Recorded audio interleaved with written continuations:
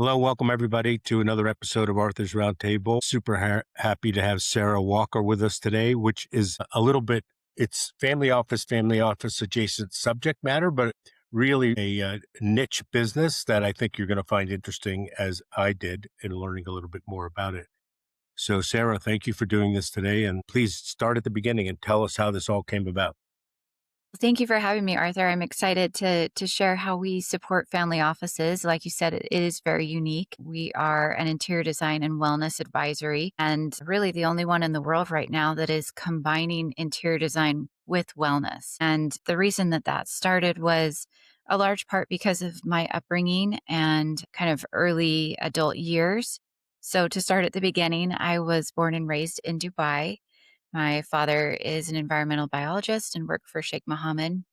And my mother is an art lover, an educator, and into holistic medicine. So I grew up seeing the world through those lenses. We got to travel extensively, visit royal palaces, go all through Europe, and then we would summer in Utah, actually, near where you are. And so it was a really wonderful way to grow up and have an understanding about the reciprocal relationship that we have with the earth and be really just aware of the physical and emotional impact that art and architecture have on who we are and our brains and our bodies. And so when I was 12, I came back to the United States and I met an interior designer, fell in love with that, knew that that's what I wanted to be when I grew up, and I went to an accredited design school and studied art and architecture, interior design, and really, just absolutely loved it. Knew that that's what I wanted to do and that I would incorporate sustainability into everything that I did because of my upbringing. But about halfway through my college years, I was in a severe car accident. So at 20, I'm dealing with chronic pain and chronic fatigue. Bummer. And yeah, I'm fully Sorry to hear recovered that. now. Yeah. But it was a multiple 2-decade recovery journey for me to really figure out what needs to happen to feel really healthy and amazing again. And as a result, I got to try a lot of different modalities and healing tech, all these things that were kind of fringe, but because we were in California at the time, I had access to some really great doctors and I was on sorry to interrupt, but I was on a phone call with somebody in California who is a writer, and we were talking about human design, and we immediately profiled him and said, "You're from California. You probably know about that woo-woo stuff, right?" oh, Which we're 100%. human design is we're a big fan, but, it's not everybody who gets exposed to all that, right?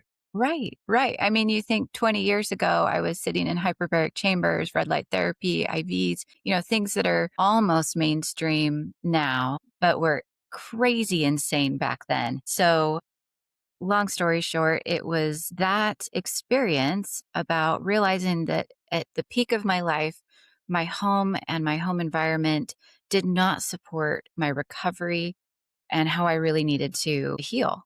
And I never wanted another family to experience that worked with me. And so I built my whole business around the premise that a home should support recovery, whether it's burnout, jet lag, a health crisis, any of those things, as well as focus and the human connection and entertaining and rest. And so really that's a unique lens. It really is. Wow, were you were you in a position at the time where you saw opportunity to improve your environment for your recovery to do something about it and Oh, learn by doing this? absolutely. Yeah. Absolutely. Like, what I realized is that, the things that at 20 years old I took for granted, like a set of stairs or getting in and out of the bathtub easily, things that usually we attribute to aging in place, right? And so, really, the premise of being able to live in place where your home supports you and a multi generational family at any phase of life is a paradigm shift that really happened. And I was able to implement those things into my home and do a little bit of trial and error as a result of my own health journey. But it has helped me see around corners for families all over the world. Yeah, it's super interesting. It's one thing when you walk into someone's home who has either they have done it or had somebody help them do it. create an environment that speaks something, that says something. It's unmistakable when you walk into someone's home and see that they've spent a lot of time not just hanging art from the wall, which can be really evocative and fulfilling, but, just the flow of a home, right? Yeah. Absolutely, because there's multiple facets even to that. There's how intuitive is it for me to move from one room to the next? Am I bumping into furniture? Am I having to take a long way when I just really want to go get my coffee in the morning or get my medicine out of the fridge? And then there's also the circulatory paths that the staff need and their storage needs that have to be taken into account. And where do we put the private chef? Is there a second kitchen? And how does that impact entertaining? So there's this domino effect to how we live that we often underestimate how impactful that is to our mental load, our physical well being, just how exhausting our home can possibly be. And I think a lot of us accept that as, oh, well, the builder and architect and designer I hired were really great. They said this was the way to do it or the only way to do it, and so I'm gonna settle for this. And I never want a client that I work with to feel like they're settling that because this is the status quo. There's so many wonderful options that we can do using science-based interior design to actually elevate their quality of life and incorporate longevity and well-being. It's a very pedestrian example, but when you're in your home and you're doing things repetitively on a regular basis, day to day, you notice the inconveniences if they're there, right? Mhm. For And sure. it's, I'm sure there's a lot more to it than that, but you don't want to be bothered with, you know, you take a couple showers a day or at least one, and you want the shower head. I have a pet peeve about this. You want it to be a nice experience since you're doing it so often. So why wouldn't you make it a nice experience? And it's really amazing to me how some people don't even think about that. But there's a lot more things, obviously. But my very pedestrian example. It's so true. It's those everyday rituals that they can be mundane or they can be restorative. And it's a real study that we do working with clients and their homes to say we're both going to subtract the bad things like the toxins in your finishes and your furnishings and the pollutants in the water. And we're going to monitor your air quality and we're going to make it easier for you to navigate your home regardless of, if it's 20,000 square feet or, bigger or smaller. It doesn't matter. There's still an ease of navigation that should be there. And we're also going to add in the good things that are beneficial, that are tied to well-being beyond amenities like the steam shower and the sauna, which I absolutely love and support. There's also things like biophilic design, which is adding in and incorporating nature into the home. And what that does is it's proven within 3 to 5 seconds of you walking into a room that incorporates those scientific principles of design that your heart rate and your cortisol drop. So if you can imagine us coming in and actually creating a system for your home that is passive, you don't have to do Right. anything except enjoy it, but you Right. get all of these health and longevity benefits. So has the awareness, and I'm going to purposely be a little rough on the government, has the awareness that the FDA and all these government agencies and just go down the list really didn't have our back for fabrics on our couches, additives in our food, all that stuff that we become aware that they really don't have our back. Is that something that is easily, not easily, but are the tools there to assess whether this is problematic and you can fix it? Is this advanced to the point where you can basically build your house and your furniture and the environment so it's not toxic? Short answer is it's still incredibly complex to do it. And the FDA, the government, the state are not interested in putting the infrastructure in compared to places like Europe and Canada, where there are dozens of certifications for products like cabinets and furnishings and upholstery that have to do with CARP 2 or Blue Angel, which is monitoring what the toxins are that are going into your air. Are they keeping the room neutral? Are they taking pollutants and toxins out of the air? And so they have a whole system, and we source largely for that reason about 50% of our materials and furniture components from Europe because they have stricter regulations around what can be put safely into a home. So, very similar to what California is trying to do uh, with their labels that say this might cause cancer. And people are so over it because everything, every product that they can get has that label. And so they Right. just go, well, what else is there? You know? The And so label is there instead of solving the problem, right? exactly. Exactly. We put a warning and say, we're not taking liability if this gives you cancer. Whereas in Europe and very quite a few other places in the world, they are actively saying you are rewarded as a company if you actually help our people be healthier. As well as all the beautiful artistry and original designs that we have over in Europe is obviously another key component. But it is incredibly complex to source from American brands and we have, of course, US based partners that we work with, but we do a lot of vetting. I go to the factories. I make sure that all of the components, because it's not just the fabric, it's not just the wood, it's the glue, it's the foam, it's all of the inside components that become problematic. One of the brand partners that I absolutely love is called Ceridian, and it's an all natural mattress that integrates smart technology to alleviate pressure points as you sleep. And what that means is instead of you sleeping on a toxic foam mattress, you're sleeping on something that is neutral and restorative because it's all natural fibers. And that has, for the woo woo people out there, the energetic properties that are more healthy for your nervous system because your nervous system cares about things like that. And so there's really interesting companies that are doing great things in the space to move that needle so that we can live healthier, but it takes a tremendous amount of research and that's why we are really selective about our brand partners because we care very deeply about what goes into our clients' homes. So it's still really hard, right? Very hard, very hard. And that's why we work with very high end brands because they're the ones that are doing that innovative research and they're doing the scientific testing versus those that are wellness washing and they're just saying, "Oh yeah, we use some organic components, so we're going to say that this whole product is organic and non-toxic." And it's it's confusing to consumers. They don't know what to do.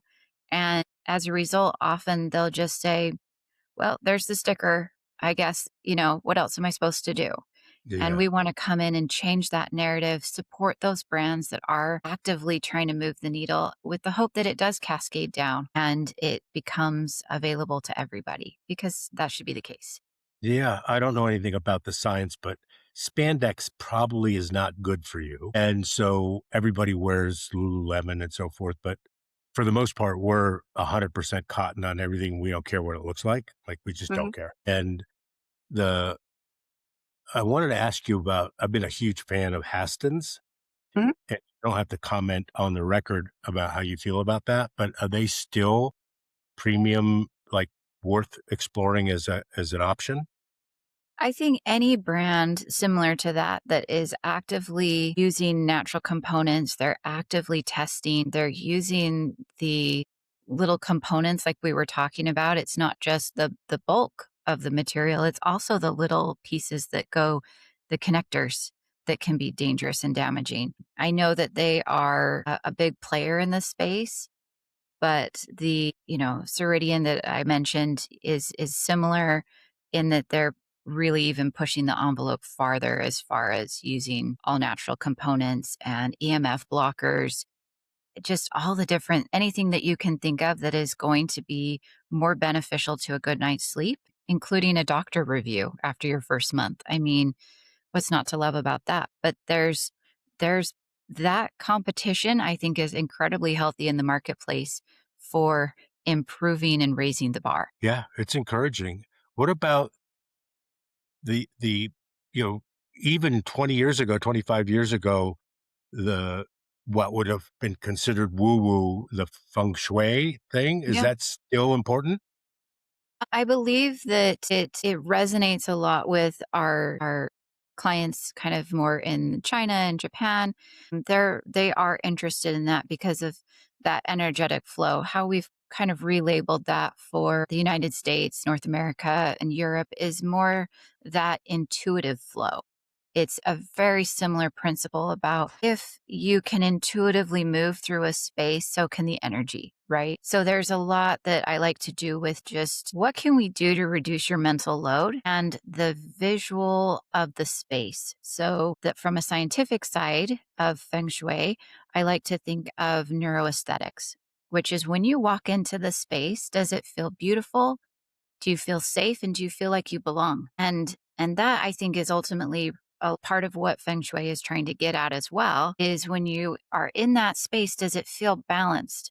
Are you using the design principles like symmetry and scale so that everything feels really great? Because in our homes, it's a really a missed opportunity to create a sanctuary and a wellness retreat. So many of my clients feel like they have to go to Bali to a wellness retreat in order to decompress, right? This is a common thing in family offices and ultra high net worth, even my pro athletes, they feel like, my goodness, this is exhausting to live in this house. I just need to get away. And it's partly because our homes at this level of, 50 million, 100 million, 200 million, they are designed as show houses, trophy houses. And what that means is they feel an awful lot like a hotel lobby, Yeah. not a place where you want to connect with people and that supports recovery. And so we're trying to change that whole narrative and say you can have a gorgeous home that you absolutely will, see in a magazine or be excited to host and entertain. But we lead with how we want the home to feel and function. Those are our primary concerns because that's what creates that retreat at home. Not everything is a Zen garden and passive. There's plenty of active spaces, but it actually promotes recovery because you're not having those things that are undermining your health and well being. It totally makes sense to me. The the opportunity to there's a normal push and pull between the builder and the architect unless they're one and the same, right? The architect designs it, the builder says it can't be done, then they have to have the meeting in the minds, the whole thing, the whole process. Change orders, we can't put a wall in, whatever. All that stuff is normal. And then you bring in another element that complicates things, right? And I'm not saying it's good or bad. I'm just saying if one cares, it needs to be considered. Are you experiencing a lot of pushback from the builder and the architect in these efforts here, or are Yeah. they Well, here's accepting? it.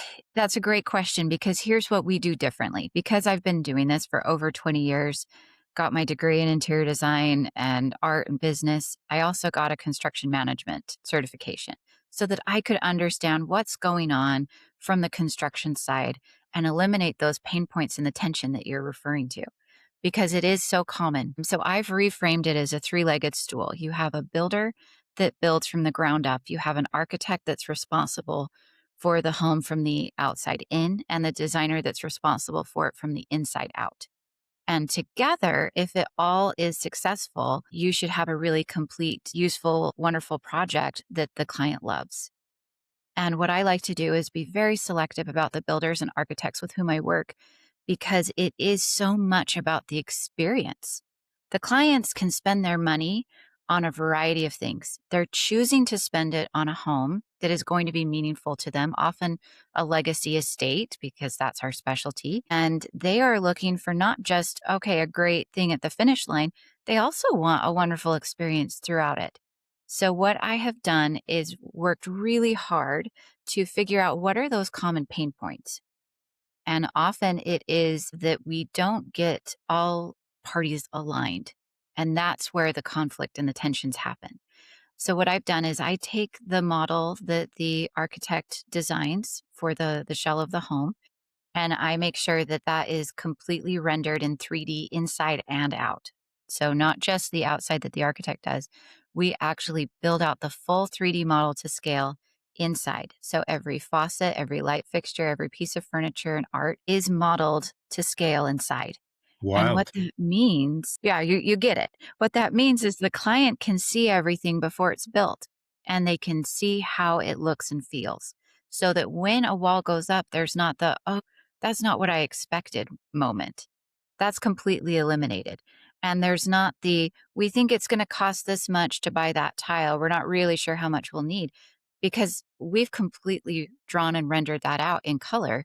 So every trade that walks onto that job site, every artisan that's doing some custom bespoke element has a 3D model of it. And it's all colored so they know exactly where they start and where the next person starts. It's a complete game changer and very rare in the industry. What I've also done is eliminated the need for a fourth person, a wellness advisor, to come in with a completely different perspective. Right.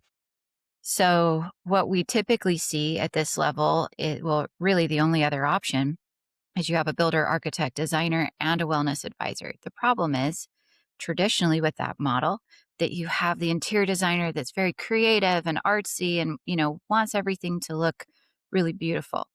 And then you have the wellness advisor that wants to come in and have it, meet HIPAA requirements, have a place for the PT and the masseuse to be able to come in or the IV person. And they're thinking about it through a very scientific, practical, clinical lens. And you can see how those are kind of diametric opposites that don't Totally. play well together. Yeah. So you have yet another tension point. So because of my own health journey, and 20 years of really enjoying science and research and tech, I've combined those two disciplines and said, here's the source of truth for the builder and the architect, and we own that for the project so that the client has the best possible experience, that it becomes an enjoyment instead of a pain, because they could be on a vacation in Bali, but they're choosing to build this house and invest Right. in Yeah. this way. So we want to make it amazing. Yeah. Listen, no matter how optimistic you are, and I'm not trying to be negative, is when you're going through a huge construction project, you have to be prepared for the bumps and turns in the road, right? Or else you won't enjoy it. You Right. have to be prepared for that, right? Right. Yep. What? And that's why you bring on a team of experts too. Yeah. Like, I like to work with builders and architects that are the 1% of the 1%, just like my clients. So that when you're getting that expertise, you're getting the experience of how to handle those bumps. And oftentimes it never even hits the radar of the client because we've taken care of it. So oftentimes engineers build software product that they think are beautiful and useful and no one cares. I'm not suggesting that's what you're doing, but are there enough people that really care deeply about doing it this way that your in your deal flow and your opportunities to do this good work, is it more than you can handle? Are you looking for more clients? Are there enough people that take this seriously? And I'm going to use and profile for a second while in the middle of this question that oftentimes people who weren't brought up in that environment where there was help and wealth and endless amounts of money and a nice home, well, all of a sudden, a basketball player is making $300 million or whatever it is, and they don't care about any of this. They just want to build a show place. Is there enough of the people that really care for you to engage with? Great question. For me, since I've been doing this for 20 years, it's been, I think, an emerging market, the wellness component. Now, I would say every family office conference has a keynote address about wellness and longevity, and that this is the fastest growing industry in the world. Wellness and longevity are anticipated to be a $10 trillion market by 2030. And the real estate around wellness is the fastest growing sector of real estate. And that is because post pandemic, in times of political and global turmoil, people start reflecting on how they feel and how they feel physically and emotionally and mentally. And it is a huge sign right now where we have all of those things converging, as well as all of the tech. Most of the tech that we're starting to see is really circulating around wellness. So at the big events in like Las Vegas, CES, where they are promoting, here's the groundbreaking innovation, it's how many biomarkers can we give you a readout in your private home?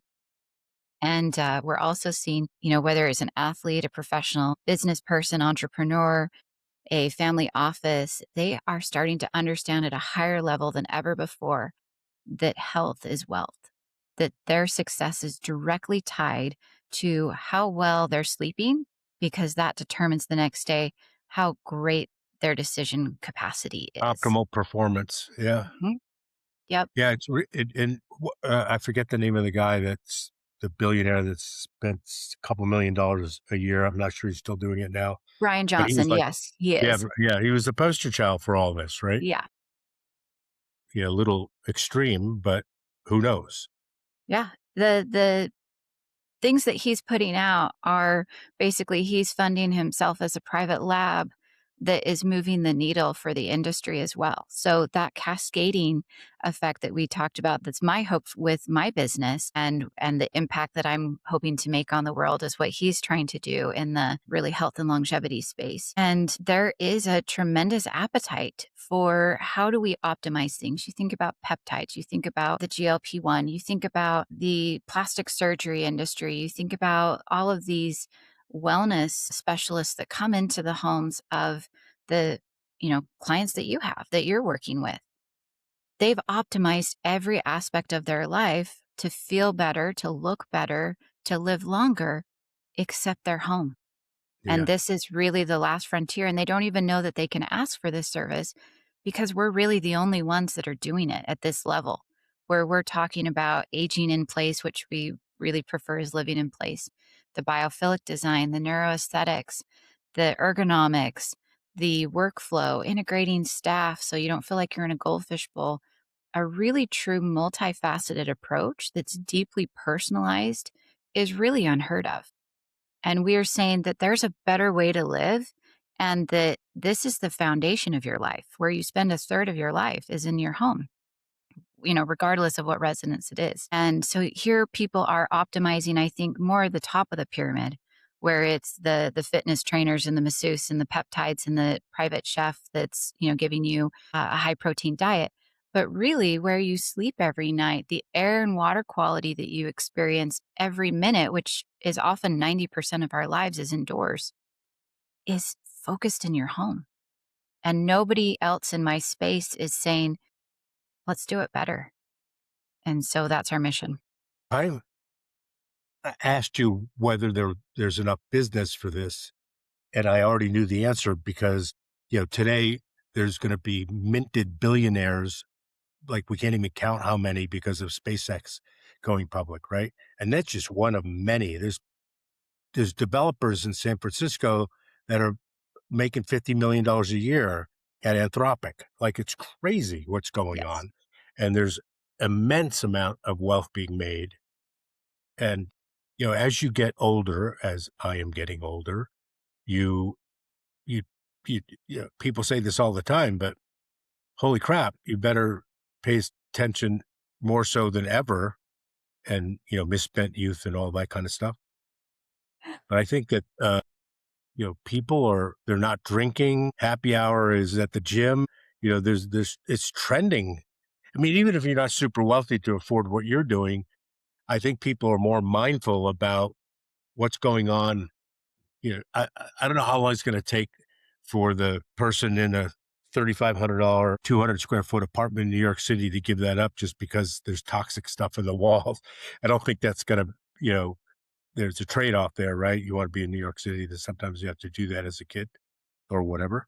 But my sense is there's going to be endless amounts of people that if they could get your attention, they would just engage it, right? Right. Immediately. Right. And to your point, this often they're in their 20s and 30s and they're new millionaires as a result of the tech. That's one of our largest emerging clientele groups. But what they do when they come to us is they are very educated about wellness and they are very cognizant of the risk of burnout and the fatigue of constantly being in front of a screen, for example. And so what they do is they come to us and have us create tech-free areas, highly engaging, inviting spaces that encourage human engagement and interaction and connection, especially for their children. Our Yeah. focus on the rising heir is massive now because these families, even millennials, are also understanding that the greatest legacy that they can pass on is actually health. And so my hope is that, for that person living in New York City in that apartment, that the tech will become accessible enough that we can have high powered air filtration and monitor that. It exists where you can just check your app and see what your air quality in your home is like.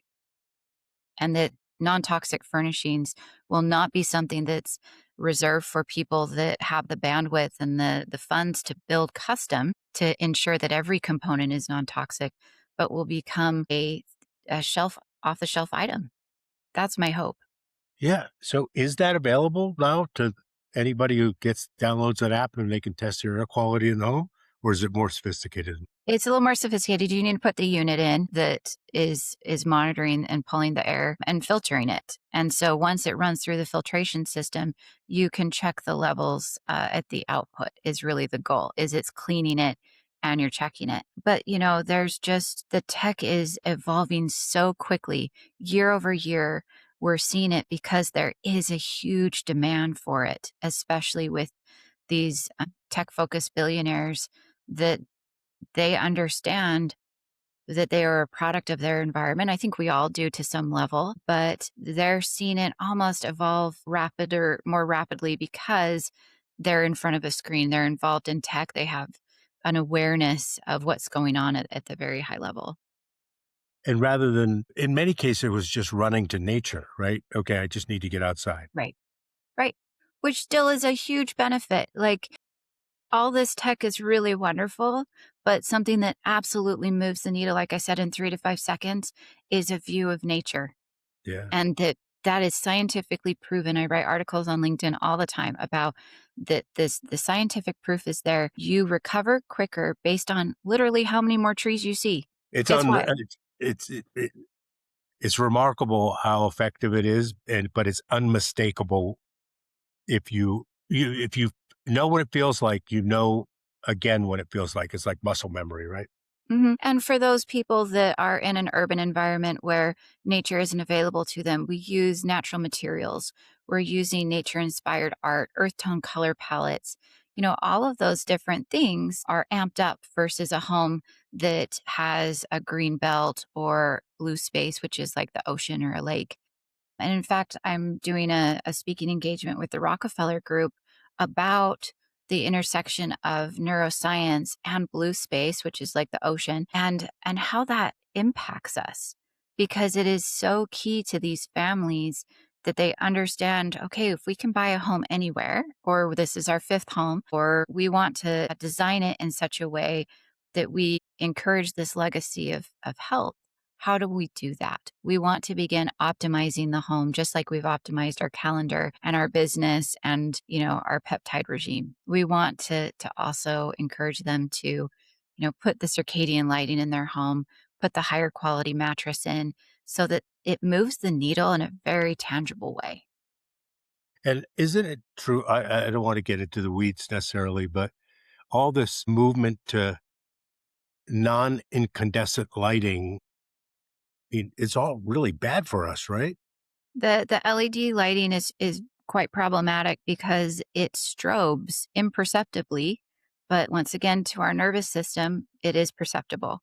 And so it's constantly undermining and agitating. And so absolutely, when we're putting in that circadian lighting, it is a non-strobing light product and it's very special and calibrated so that it is one of those things that isn't quietly undermining your health and well-being in the home.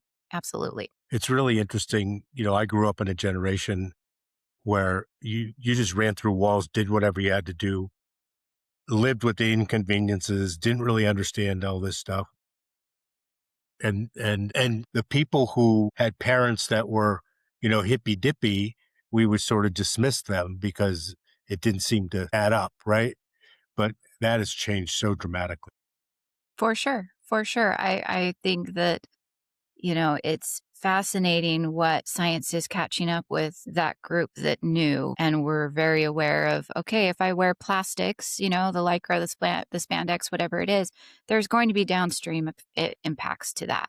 And we're seeing them. We're seeing them in real time with so many health issues. And I think people are very aware that there's things within our control that we can move the needle. The problem is, like I mentioned at the beginning, there's just so much noise.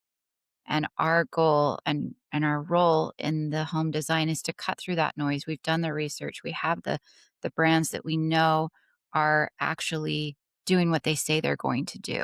And that is a huge relief to families. And then they get the benefit of living better and feeling better in the final home. Yeah, and it's okay if it's not perfect, right? Just like we go to the Whole Foods and we buy organic food and we don't know really how organic it is, but it's the best we can do right now, right? Right. So Yes. it's better to do that than not. Right, then do nothing and have that decision paralysis, and that's honestly, so many of my clients come to me with that. They're overwhelmed, they have the decision paralysis, they know all the information out there, but they don't know how to translate that into a physical home. And so really that's what gets me out of bed every day is the opportunity to help families live better, have a better quality of life, support the rising gen because they are already so overwhelmed. It is very daunting with the world of social media and their whole lives being recorded to then come home to a home that feels like a hotel lobby and Yeah, doesn't help them decompress and unwind. I think they're the ones that are the most impacted by everything going on because they've been raised in the digital era with really no reprieve. And so we want to create spaces where they can unwind and relax and reset their nervous system. Of course, we want that for the adults too. The goal is recovery and healing your nervous system. And that isn't such a hippie concept as it was 10 years ago. The totally. research is now there. Yeah. So speaking of research, and you can comment on this or not, I mean, there are people that are really worried about Wi-Fi in the household. Mm, Is yeah, this an issue? it What have is. you discovered? Yeah. So we install EMF blockers. There's definitely, just like with anything, you think about food sensitivities, there's also a spectrum of EMF sensitivity. It's very real and it's been linked to in some extreme cases, living near power lines, for example, have a significantly notable higher rate of cancer. There are definite scientific studies where it's not just a loose correlation, it is a causation. And so we want to say absolutely this is an option, and I mentioned that you can have EMF blockers throughout the home, on the whole home, in certain rooms, like bedrooms. I highly recommend because that EMF coming in, electromagnetic frequency, does interrupt sleep for some people. And it's just kind of one of those inconveniences that we've just been taught to live with, but some people are just more sensitive. And we think about that holistically through the home. There's neurodiversity, there's all sorts of special needs that people have, especially as we span generations in these multi-generational estates, that we want to design for everyone to feel like they have a place. So if there's a sensitivity, if there's a unique need, if there's some level of personalization that we can provide, we want to do that. So again, you don't have to answer this in any detail way or not at all. The money is usually not the impediment to get this done. Right. And if you had to say, does this add, depending on the spectrum or the continuum, how much of this you want to do, does it add 50% to the cost of doing something? Does it add 30? Good question, because it's not so much that we're saying, your faucet might have been stainless steel and now it has to be gold plated and that's double the cost. We're actually saying we need to pick a material for your shower wall. It can either be a man made material or it can be a natural material. And the cost isn't that much different in many cases. It tends to be the intention and the knowledge of saying this material is correct and best in this application and will impact longevity. And we also are thinking about the materials and the finishes and fixtures and furnishings that they're heirloom quality. So they're not just something that, okay, it checked the boxes for looking good for the photo shoot and, it's not going to off gas, but actually that it is the highest quality in construction as well. So that we're not then just putting something in the landfill in 5 years because it fell apart or, degraded over time. So we're very cognizant about the whole life cycle of the product. And so at this level, they're already getting that. They're already paying for that in many cases. We're just saying we're going to specify every component in that chair or that sofa or that cabinet. And it might cost a little bit more, but it's the intentionality of, okay, this vendor we know or this artisan can make that and they understand our stipulations of it has to be non-toxic. So really the cost isn't so much the issue as it is the tremendous amount of legwork and research that we've done to find those partners. And the time it takes to get that product because it's probably in demand, right? It can be, or it can be that there's a very small shop that will provide it and it's very exclusive and rare because only a few people will be interested in paying that upcharge to have formaldehyde-free glue. And maybe, there's some products that are harder to work with and they're less accessible because they're not mass produced with all of the chemicals and fillers. It's very similar to food. You pay a little bit more and it's organic, but you have to know where to go. You have to know what that looks like and what that the quality markers are. It's not so much that it's exponentially more expensive. Yeah. About sourcing. Yes, Sarah, I don't mind telling you, this sounds like a lot of work. it is. It is. Yeah. And we're not afraid of work. I'm not saying that, but it's like you have to build a people and a firm and a skill set and sourcing. I mean, this takes time, right? It does. It does. And we're, very unique with our modeling team that does the models in 3D and the rendering. Most interior design studios do not have that. That's much more of an architecture side. But I've said, this makes a difference for my client's experience to not have these friction points where they're not sure from this little tiny sample of stone to how that translates to a ginormous 2-story wraparound stairwell. you Right. know, it's a totally different experience. So if I can show that and make it more real for them, what an incredible experience they're getting because now it takes all of the, "Ooh, am I making the right decision? I don't know." Makes it And easier then for sure. yeah, Yeah. yep, and then they have the builder and architect that are on board. Everyone's aligned. It saves often I've seen in some cases $3 to $5 million in rework and waste in RFIs, change orders, or we didn't order the right material because we didn't have, a color view of it, or we didn't order enough. So now we need to wait 12 weeks for the stuff to come from Italy. You can just see how having incomplete documentation adds months and millions of dollars. So where we maybe charge more to have a higher quality wellness product, we are saving the same amount, if not more, on the type of documentation that prevents errors. It's all in the spirit of all boats rising. One of the areas that we're aware of that corporations and big consulting firms like PwC and all that are allocating budgets. It's cybersecurity, tech, and then, that combination of that, AI.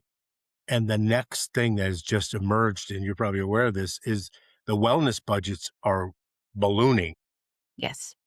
just because they've seen the correlation between keeping their employees healthy and productive. I mean, there's no disputing that any longer.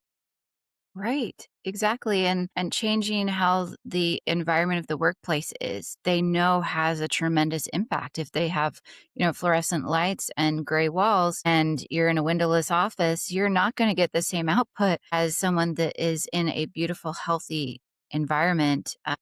We call it, sick building syndrome, where actually going to work makes people physically ill because the building was made with all sorts of chemicals and toxins. And so I believe that the best employers are really taking into account the wellness component And hospitals have been doing it for decades, but it hasn't been happening at the same level in homes until very, very recently as, this discussion is evolving in real time. It's so rewarding to see that things that we've been doing for 20 years now are becoming mainstream and recognized as moving the needle for people. So, where is, from a business development perspective, and I'm asking this in the spirit of the audience potentially being of some help or customers as well, are the architects and the builders your best source of engagement for people that would benefit from what you're doing? Is it the families themselves? What works best, or hierarchy of that? Often that's a great question because we get our sources all word of mouth from a variety of places. The advisors to the families are often our best advocate because they see the things that we also solve downstream. So, being able to speak to the staff before any architectural plans are even drawn and saying, what do you need for space allocation and circulation, means that there's less turnover in the staff Yeah. after the home is built. Staff's a And problem. I'm not right? trying to be a smart It, ass, but I mean, just think, because you have to be mindful of them and their families, and not that you shouldn't. I'm saying it's really important to consider all that stuff. It is. It is. They are basically living with the family and they have to be taken into account significantly, and modern homes do not do that. The open concept does not support having staff and not feeling like you're in a goldfish bowl for both the family and the staff. It doesn't work. So we want to be forward thinking and providing the family office with an operating manual, then how to take care of everything that we've just specified and that the family has paid us millions of dollars to do so. We want to make sure that that table that we had custom made by an artisan, one of a kind in Europe, is used and taken care of correctly by the staff, that we have the right cleaners, that we're not putting something on there that's going to damage it, that it's going to look beautiful forever. So we are thinking through the whole life cycle of the house so that it actually works for decades and even generations. So those advisors understand the pain points that we eliminate for them. We also mitigate risks. So we will do an analysis on the front end for the advisors and the families about if this property would support, the level of wellness that we bring, or if they're deciding between a couple properties, which one's going to be better suited for the family. So we work with, the wealth managers, the staffing agencies, the estate managers are also a wonderful source for us. Builders and architects, of course, and that's, pretty typical, but where we really shine and help out the family is thinking about their children and the rising gen, and how we're thinking of the home as not just an asset, but something that has that legacy of health. Is there anything? I imagine it's all over the map, literally. Like, there was a mass exit from urban areas with COVID, and so a lot of people moved. I'm going to pick on Idaho, and they said, "Holy crap, we can't live here," and then moved back. Right? And Idaho's beautiful. I'm not. I'm just picking on them for no reason. Is there still that? Is it for the people that are only going to have one or two places? Are they comfortable being in the wilderness, or do they still need? I guess I'm going to answer my own question. It's a function of how old your kids are, whether they need schools or not. That's a big piece. Also, medical care, if there is a need for potentially, emergency services. I find that families often have one that's maybe more urban and then a vacation home that's a little bit more rural. That they can have, more of a sprawling space with some land. One thing that I've found really interesting lately are the family wellness retreats where they are valuing privacy and discretion. And so they don't want to go to a commercially operated hospitality place. They're building their own in Montana and Idaho. And it will have like a family compound with a main location where they're gathering for the meals and the events, the fundraisers, whatever hosting events they want to do. But then there's the adjacent homes that are for the kids and the grandkids. And what that allows us to do is support the family with wellness and a wellness retreat, very much like a boutique hotel, but it's for the family, for their friends, especially business partner engagements, and you don't have to worry as much about the security risks, which is Yeah, a big layer that we incorporate too. s- that would be my preference. And I'm not trying to be antisocial. I just super private. Yeah, What about the is there a is it interesting to you, and is there a business there for somebody who's considering buying somebody else's estate that is of the caliber that they might consider buying something that's already built, for you to go in and say, "Here's all the problems." absolutely. And that is exactly what we do for the families and the advisors is we have a review that we do of the home where we will say, here's how it meets your needs, here's how it might not. Do you want to, purchase it as is? Do you want to look at how we can reshape it? Or do you want to consider another property? And about 50% of our work is renovations and 50% is new construction. So Well, we that's good are to know. very much Mm. dealing with that. Yeah.